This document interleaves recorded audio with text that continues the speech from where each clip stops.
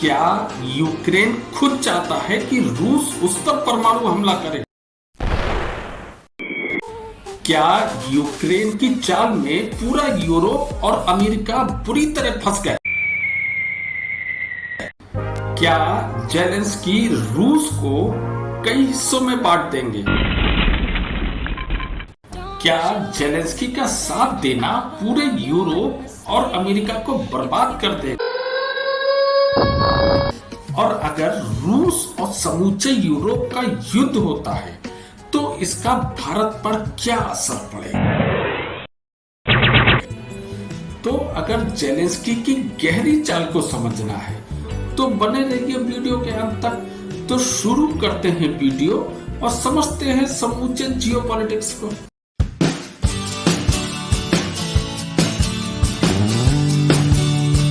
सबसे पहले बात हम जेलेंस्की की करेंगे।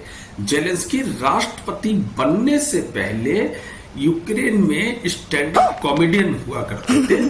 आज उन्होंने पूरे यूरोप के साथ में वो कॉमेडी खेल रहे हैं और पूरा यूरोप, पूरा अमेरिका इस बात को समझ ही नहीं पा रहा है कि एक कॉमेडियन इतनी गहरी चाल भी चल सकता है। पूरे यूरोप इससे अनभिज्ञ है, पूरा अमेरिका इससे अनभिज्ञ है। आज मैं अपने वीडियो में यूक्रेन की जो बहुत गहरी चाल चली हुई है वो ही मैं बताऊंगा। सबसे पहले मैंने यही क्वेश्चन करा था, क्या यूक्रेन खुद चाहता है कि रूस उस पर परमाणु हमला करे? जी हाँ, आज के समय में यूक्रेन खुद ये चाहता है कि रूस उस पर परमाणु हमला करे। वो क्यों करे इसको मैं बताता हूँ। क्योंकि रूस ने पूरे यूक्रेन को लगभग खंडर बना दिया है। आज के समय में यूक्रेन की कोई बिल्डिंग साबित नहीं बची है, उसका कोई सरकारी दफ्तर साबित नहीं बचा हुआ है। मतलब पूरा यूक्रेन धुआं हो चुका है। और जो यूक्रेन के नागरिक हैं उन्होंने यूरोप के अलग अलग देशों में शरण ले रखी है। कुछ लोगों ने पोलैंड में शरण ली हुई है, कुछ ने जर्मनी में शरण ली हुई है, कुछ ने फ्रांस में शरण ली हुई है, कुछ ने कनाडा में शरण ली हुई है। मतलब उसके 99% जो उसकी पॉपुलेशन है उसने यूरोप के अलग अलग देशों में शरण ले रखी है। इस समय यूक्रेन में केवल वही लोग बचे हुए हैं जो रशियन मूल के हैं, क्योंकि यूक्रेन में रशिया की भी बहुत बड़ी आबादी रहती थी। इसलिए इस समय यूक्रेन में या तो रशिया के लोग बचे हुए हैं या उसकी मिलिट्री इस समय यूक्रेन में है जो कि इस समय युद्ध लड़ रही है।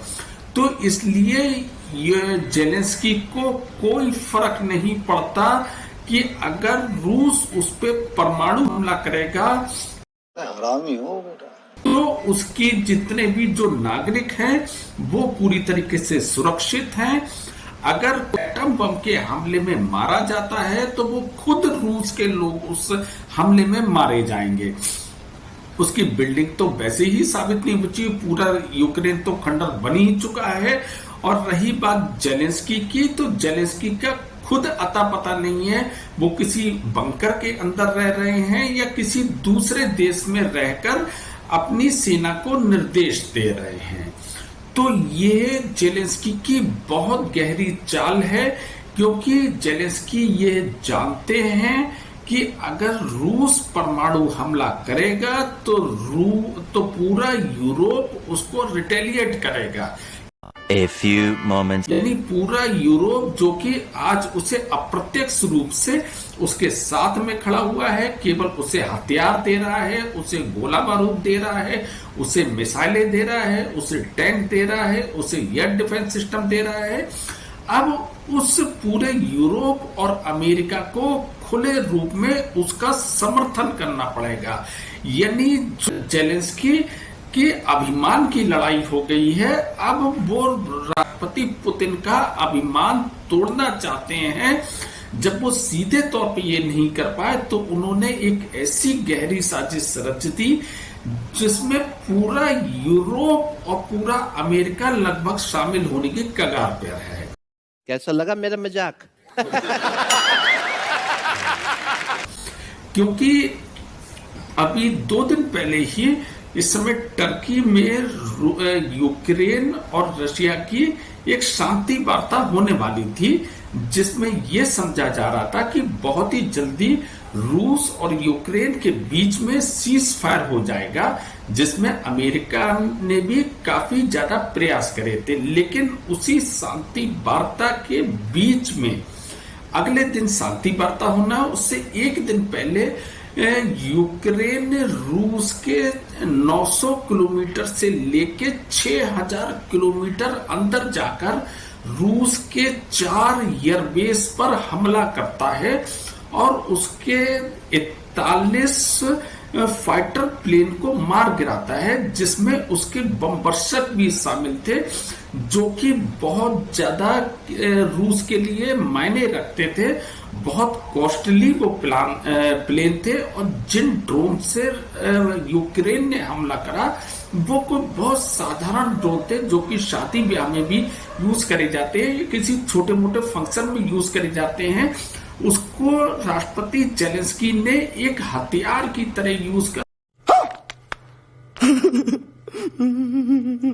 और इतना परफेक्ट रूस के ऊपर वार करा कि रूस की आर्थिक रूप से उसने लगभग कमर तोड़ दी। अब रही बात पुतिन की, तो पुतिन भी बहुत ही स्वाभिमानी व्यक्ति हैं और अभिमानी व्यक्ति भी हैं। यानी जेलेंस्की ने सीधे सीधे पुतिन के अभिमान पर हमला करा। हरामी हो बेटा। तो ऐसा संभव है कि रूस इसका करारा जवाब देगा। रूस ये जानता है कि वो परंपरागत हथियारों से अगर अब लड़ता रहेगा तो उसकी पूरी दुनिया में जग हसाई होना शुरू हो गई है और वो उसका सही से जवाब नहीं दे सकता। तो अब रूस के पास केवल एक ही चारा बचता है कि वो न्यूक्लियर अटैक करे।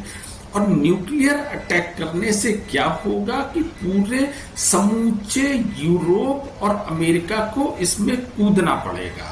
अभी तक वो यूक्रेन का अप्रत्यक्ष रूप से साथ दे रहे थे, यानी उसे हथियार वगैरह सब सप्लाई कर रहे थे, लेकिन परमाणु हमले के बाद पूरे यूरोप और अमेरिका को प्रत्यक्ष रूप से यूक्रेन के समर्थन में आना होगा। जब 32 देश मिलकर पूरी ताकत के साथ रशिया पर हमला करेंगे तो इसमें जेलेंस्की के दोनों हाथ में लड्डू होंगे। अगर पुतिन हार जाते हैं तो पूरी तरीके से पुतिन के स्वाभिमान पर चोट होगी, जेलेंस्की की जीत मानी जाएगी। एक छोटे से देश एक बहुत बड़ी शक्ति को हरा दे, ऐसा उनका पूरी दुनिया में ख्याति प्राप्त कर लेंगे। और अगर यूरोप अगर हार जाता है तो पुतिन जेलेंस्की को भी इस बात का संतोष होगा कि जिस नाटो के बल पर मैंने सीधे सीधे रशिया से युद्ध शुरू करा था और तुम लोग प्रत्यक्ष रूप से ना आकर मेरे संग में अप्रत्यक्ष रूप से रहे, तो उसका बदला पूरा हो जाएगा। अब यूक्रेन के पास खोने के लिए कुछ बचा नहीं है। अब अगर वो अपनी नीति और अपनी गहरी चालों से या तो रूस को बर्बाद कर सकता है या पूरे यूक्रेन को बर्बाद कर सकता है। दूसरा मैंने क्वेश्चन ये करा था अपने इंट्रो में, क्या यूक्रेन की चाल में पूरा यूरोप और अमेरिका फंस चुका है? जी हाँ, बिल्कुल फंस चुका है।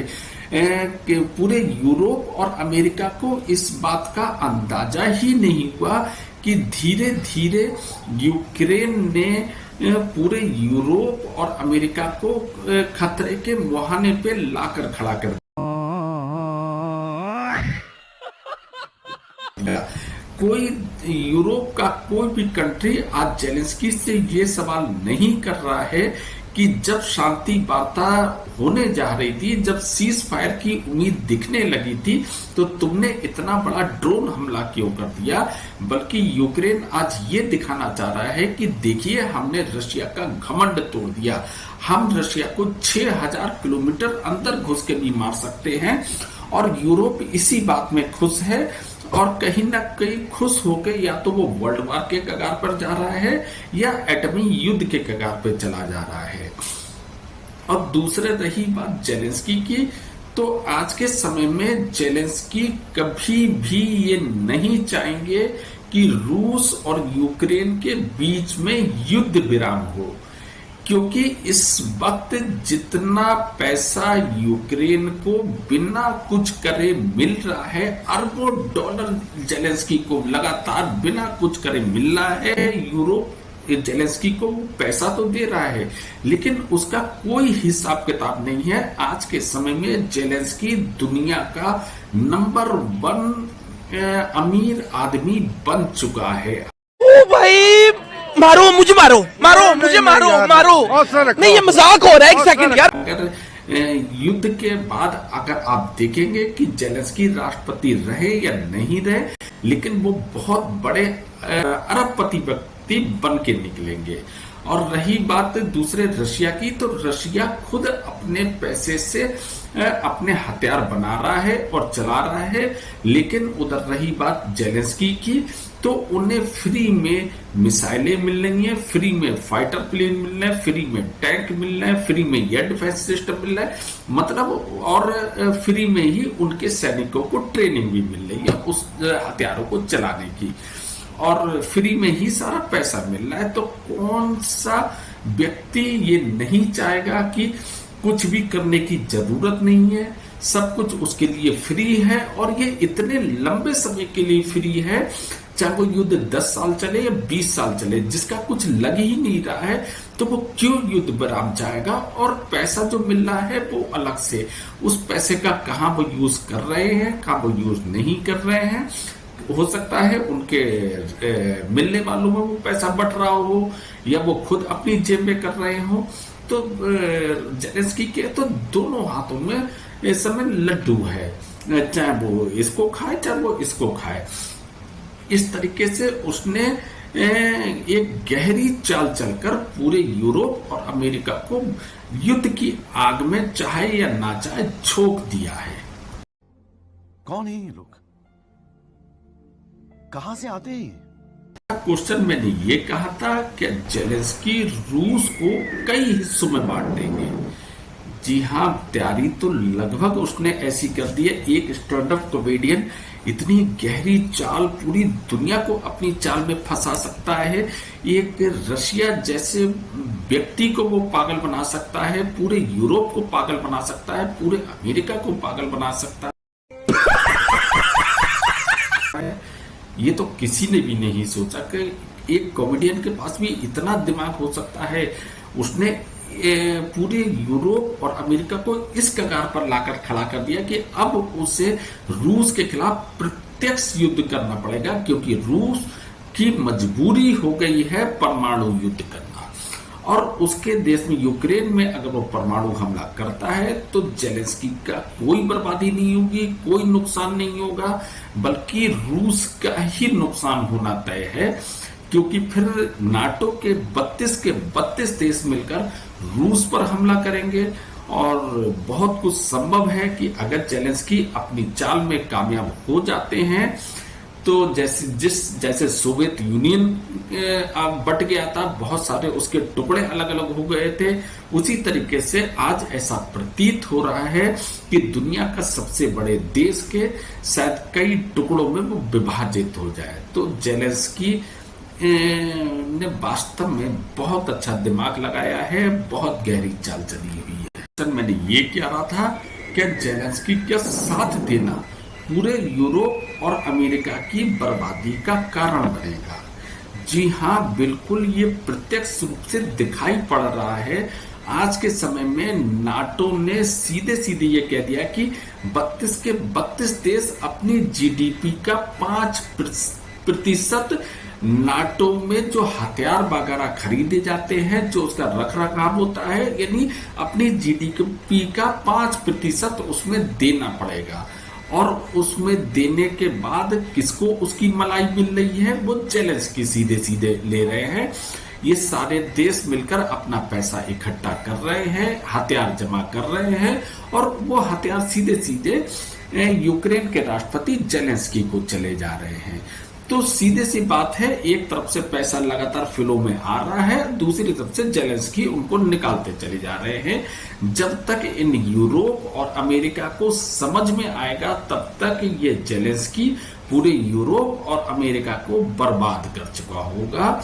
और अगर युद्ध हो जाता है तो 32 में से बहुत कुछ संभव है, बहुत कुछ देश शायद 10 साल तक खड़े होने की स्थिति में ही नहीं बचेंगे। तो यानी कि जो जेलेंस्की है, ये पूरे यूरोप और अमेरिका के लिए अभिशाप बन गया है। लोग आज नहीं समझ पा रहे हैं, मैं आपको बता रहा हूं। अगर ध्यान से देखा जाए तो इस समय पूरी मलाई जो है वो जेलेंस्की आराम से खा रहे हैं। पांचवा और अंतिम क्वेश्चन जो उठाया था कि अगर रूस और यूरोप और अमेरिका के मध्य अगर पूरी तरीके से संपूर्ण युद्ध शुरू हो जाता है तो उसका भारत पर क्या असर पड़ेगा? जी हां, भारत पर इसका बहुत ही गंभीर असर पड़ेगा, क्योंकि रूस जो है वो हमारा सबसे अच्छा दोस्त है। हम सबसे ज्यादा उससे हथियार खरीदते हैं, और अगर वो इस पूरी दुनिया से अगर वो युद्ध में उलझ जाता है तो एक तरीके से हमारा एक हाथ लगभग कट जाएगा।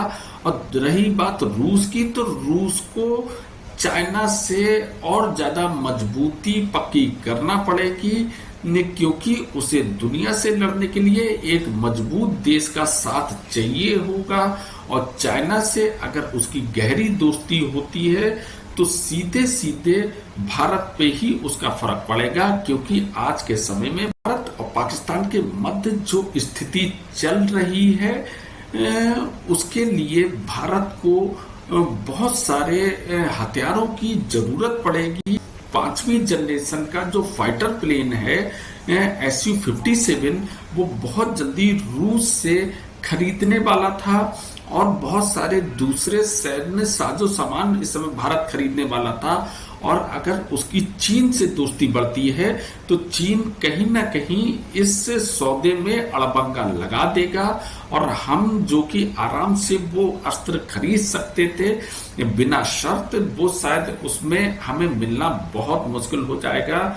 और दूसरी बात रही कि रूस ही अकेला ऐसा हमारा दोस्त है जो हमारे मुश्किल समय में हमेशा खड़ा रहता है, यानी हमारा भारत का एक हाथ उससे अलग हो जाएगा, क्योंकि वो पूरी दुनिया से वॉर में उलझ चुका होगा। और भगवान न करे अगर रूस उस युद्ध में परास्त होता है तो भारत को बहुत ज्यादा क्षति होगी इससे। तो भारत की जियो पॉलिटिक्स पे बहुत गहरा असर पड़ेगा। देखेंगे कि एक कॉमेडियन ने पूरी दुनिया को अपनी उंगली पर नचा के रख दिया।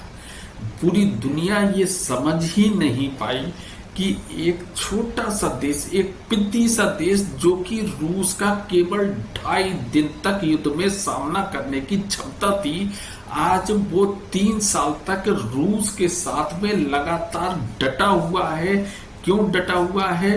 क्योंकि उसे सारा सैन्य साजो सामान उसे लगातार मिलता रहा। वीडियो में आपने ये देखा कि अगर कोई दिमाग चलाए, यानी कोई रणनीति सही से बनाए, तो एक छोटा सा देश पूरी दुनिया को अपनी उंगली पर नचा सकता है, जिसको कोई देख ही नहीं पाया। क्योंकि वो रूस को नीचा दिखाने में वो सारे यूरोप और अमेरिका अंधा हो चुका था। उससे वो सब दिखाई ही देना बंद हो गया अपनी दुश्मनी के चक्कर में, जो एक छोटा सा पिद्दी से देश ने उसे नचा कर रख दिया। अगर परमाणु युद्ध होता है तो क्या यूक्रेन की तबाही होगी? नहीं जी, पूरे यूरोप की तबाही हो सकती है, पूरे यूरोप की जीडीपी धरातल में जा सकती है। लेकिन एक दुश्मनी या आप ये कहें एक नाक के चक्कर में पूरा का पूरा यूरोप अब एक छोटे से पिद्दी से देश के एक पिद्दी जैसे राष्ट्रपति की उंगली पे नाचने को तैयार हो गए। तो बाकी आपकी क्या राय है जो मैंने कही? क्या आप मेरी बातों से सहमत हैं या नहीं है? क्या जेलेंस्की आज पूरे यूरोप और अमेरिका को उसने क्या अपनी उंगली पे नहीं नचा दिया? अगर आपको लगता है तो प्लीज कमेंट्स बॉक्स में जरूर बताना। और बाकी इसी तरीके की मैं वीडियो बनाता रहता हूं। अगर आपको मेरी वीडियो जरा सी भी अच्छी लगी हो तो प्लीज आप मेरे चैनल को सब्सक्राइब जरूर करना। मुझे बड़ी खुशी होती है कि आप लोग जब मेरे साथ में परमानेंट मेरे साथ में जुड़ जाते हैं। बाकी फिर मिलते हैं नेक्स्ट वीडियो में। तब तक के लिए एक सेकंड में मुकेश सक्सेना के दिल से नमस्कार।